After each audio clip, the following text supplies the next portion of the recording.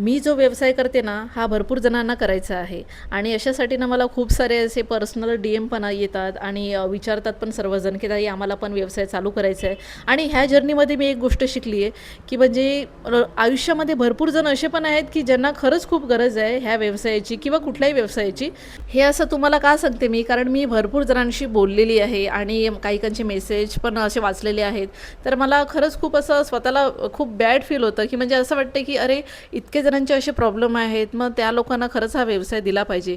Actually मला हा यूट्यूबवर व्हिडिओ बनवायचा आहे, पण माझा शेड्यूल इतका बिझी आहे ना, की मला तो 10-15 मिनिटाचा व्हिडिओ बनवायला ना खूप असं म्हणजे की बघावं लागेल.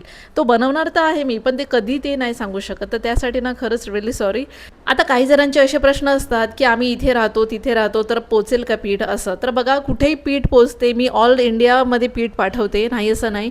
आता बघा मी तुम्हाला सांगते, हे जे मी ऑर्डर पॅकिंग करते ना, तर हे मला पुण्या साईडचे आहेत. 2-3 तर पुण्या साईडचेच आहेत आणि बाकीचे नागपूरचे, नाशिकचे असे आहेत. आता अजून एक प्रश्न येतो सगळ्यांचा, की बाजरी असते पिठामध्ये, मग पीठ किती दिवस टिकतं? तर हे पीठ ना, ह्या पिठाची शेल्फ लाईफ आहे फक्त 1 महिना. त्यात जास्तीत जास्त 40 दिवस पण असू शकते, नाही असं नाही. पण हे जास्त दिवस नाही टिकत, कारण ह्यामध्ये बाजरी असते. पण हां, 1 महिना तर आरामात राहतं हे पीठ. त्यामुळे तुम्ही बिंदास 1 महिना यूज करू शकतात. जेव्हा आपण मार्केटमध्ये जातो आणि पीठ घेतात ना, तेव्हा त्यावर असते शेल्फ लाईफ किती 4 महिना, 5 महिने, 6 महिने असं असतं. का? कारण त्यामध्ये मैदा मिक्स असतो आणि मैद्यामुळे कुठलीही गोष्ट खराब होत नाही. आणि हे जे मी घरी पीठ बनवते ना, ह्यामध्ये प्रिझर्वेटिव्ह नाही, मैदा नाही, ओन्ली फ्रेश आटा. तुम्हाला तो पण चक्की आटा मिळतो.